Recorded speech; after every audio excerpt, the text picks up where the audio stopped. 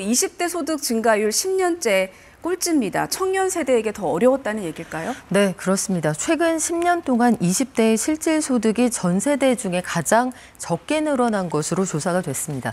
비정규직이 늘고 물가가 크게 올라서인데요. 한국경제인협회가 최근 10년 동안 세대별 실질 소득을 분석한 결과를 보면 20대의 실질 소득 증가율이 연평균 1.9% 늘어나는데 그쳤습니다. 실질 소득이라는 건 명목 소득에서 물가 변동을 반영하는 그런 지표인데 임금이 늘어도 물가 상승률이 더 높아진다. 이렇게 되면은 실제로 체감하기가 어렵게 되죠. 네. 예컨대 연봉이 3% 올랐는데 그러면 통장에 들어오는 금액은 커지지만 물가가 역시 3% 올랐다 하면 실질 소득은 그대로입니다. 그래서 실질 소득이라는 건 체감 경기를 보여주는 바로미터로 쓰이기도 합니다. 그렇군요. 근데 물가라는 게 20대에게만 적용되는 환경은 아닐 텐데 유독 다른 세대와 달랐던 이유도 궁금하고 다른 세대는 어땠습니까? 네, 세대별로 연평균 실질 소득 증가율은 60대 이상이 5.2%로 가장 높았습니다. 다음으로 30대가 3.1%, 또 50대가 2.2%, 40대는 2.1%로 집계가 됐는데 20대의 실질 소득 증가율은 전 세대 중에 유일하게 1%에 그쳤고 2019년 이후에는 더 빠르게 줄어드는 것으로 나타났거든요. 왜 그러는지 보면 결국은 비정규직으로 질이 좋지 않은 일자리에 취업하는 경우가 많기도 했고 체감하는 그 물가가 참 많이 올라갔다. 이것도 영향을 미쳤습니다. 외식비 같은 것들이 크게 소비에 영향을 미치게 되는데 이런 것들이 전반적으로 20대의 살림살이 팍팍하게 하는 것으로 조사가 됐습니다. 일본 청년들 임금 상승에도 울상인 이유는입니다. 오랫동안 임금이 오르지 않다가 올랐는데 왜 울상인 걸까요? 네, 간단히 말씀드리면 올라도 건강보험료로 다 빠져나가기 때문입니다. 일본은 전체 인구 20% 이상이 65세를 넘긴 초고령화 사회입니다. 늘어나는 보험 수요를 감당하기 위해서 이 일하는 청장년층이 감당해야 하는 건강보험료가 빠르게 늘어나고 있어서 임금 상승의 효과를 사실상 상쇄하고 있다. 이런 불만들이 있습니다. 네, 최근에 일본에서 큰 폭의 임금 인상이 있었다고 하던데 얼마나 올랐던 건가요? 네, 일본은 올해도 춘투 거치면서 평균 5%가 넘는 임금 인상을 이뤘고요. 작년에도 평균 임금 인상률이 4.1%로 1999년 이후 가장 높았습니다. 특히 대기업의 경우에는 평균 5.1%씩 임금을 올려서 33년 사이 처음으로 5% 돌파하기도 했는데 개인이 부담해야 하는 건강보험료가 고령자 의료비 증가로 무섭게 빠져나가고 있어서 이게 전혀 체감이 안 된다. 이런 불만이 터져나오고 있습니다. 일본 건강보험조합연합회가 지난해 고령자 의료지원금으로 그 지출한 지출금액 증가분은 5.7% 정도 되는데요. 3조 8,591억 엔으로 사상 최고치를 기록했습니다. 작년에 평균 건강보험료율이 9.3%를 넘겼는데 역대 최고치였거든요. 근데 이게 올해는 더 높아질 것으로 보입니다. 9.34%로 전망이 돼서 일본은 여러 건강보험조합이 운영되고 있지만 이거 재정 만만치 않다 이런 전망이 나오고 있는 상황입니다. 그렇군요. 우리나라도 그렇지만 이제 노사가 건강보험료를 반반씩 부담을 하고 있는데 우리랑 비교를 해서도 좀 궁금한 부분이고 세대 갈등과도 연관이 있는 것 같아요. 어떻게 보십니까? 그렇습니다. 우리도 7%를 월급에서 떼가는데 회사하고 반반씩 부담을 하잖아요. 근데 일본은 지금 9%를 넘어서 10%에 다가가고 있으니까 그쪽도 임금 인상 효과 완전히 상쇄된다 이런 평가가 나오고 일본 니케이는 최근에 이 세대 보험료 증가분이 너무 커서 청년층의 불만이 크다. 이거 임금 올려도 소용없다 이런 평가들 내놓고 있는 상황입니다. 정밀한 설계 필요해 보입니다.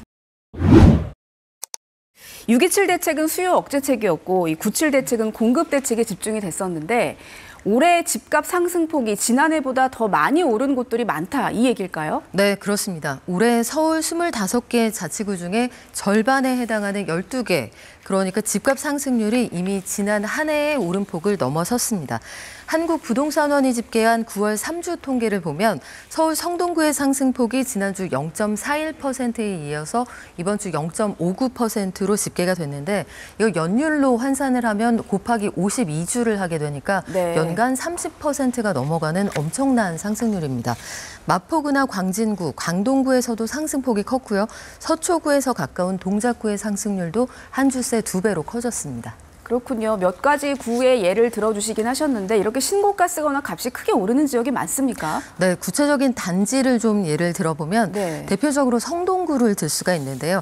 성동구 서울숲에 있는 한 아파트 단지 전용 59제곱미터 아파트는 이달 20일에 29억 8천만 원에 거래돼서 한 달 만에 1억 원이 올랐습니다. 성동구 금호동에 있는 59제곱미터 한 아파트 역시 연이어 신고가가 나왔는데요. 6월에 18억 원에 팔린 뒤에 8월에는 규제 여파로 17억 원까지 밀렸지만 9월 들어서는 9월 1일에 18억 원을 넘겼고요.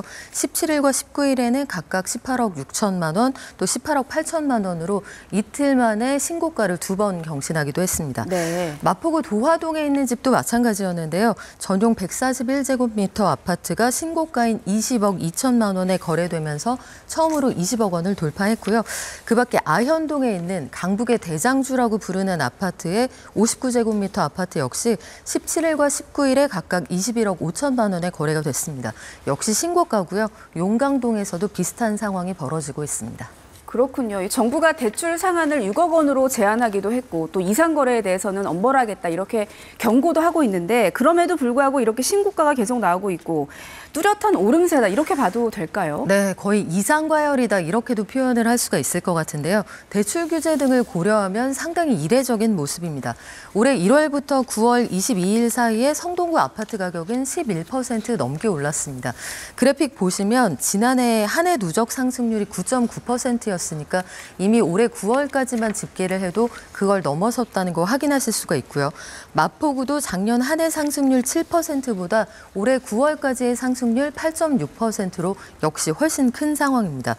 이렇게 마포 성동을 포함해서 서울 12개 자치구 상황이 비슷한데요.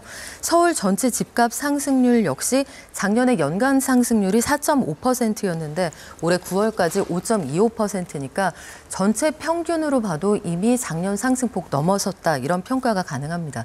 상승 열기가 그 주변으로까지 번지고 있는 상황인데 동작구와 영등포구는 9월 들어서 이미 각각 30건, 28건의 신고가를 기록을 해서 성동, 마포, 강동구가 한 달 동안 40건 이상 나왔거든요. 네. 그러니까 비슷한 패턴을 따라가고 있습니다. 네, 나름대로의 고강도 대책이었다고 했는데도 좀처럼 시장은 안정되지 않는 분위기인데 이유를 어떻게 볼 수 있을까요? 네, 이게 거의 모든 정부가 반복해온 일인데 네. 규제를 하면 규제의 역설이 나타납니다. 왜냐하면 규제를 하게 되면 앞으로는 여길 못 사거나 혹은 더 까다로운 조건을 사거나 오늘이 가장 싸다 이 인식이 퍼져 있기 때문이죠.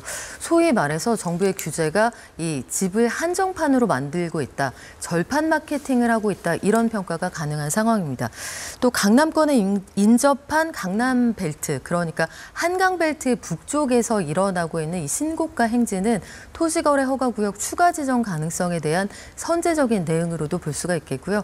똘똘한 한채에 대한 선호 현상이 뚜렷한 상황인 것도 우리가 전반적으로 좀 고심해봐야 되는 부분인데 앞으로 2년간 서울 인근의 공급 절벽이 극심할 거다. 이런 전망도 나와 있습니다.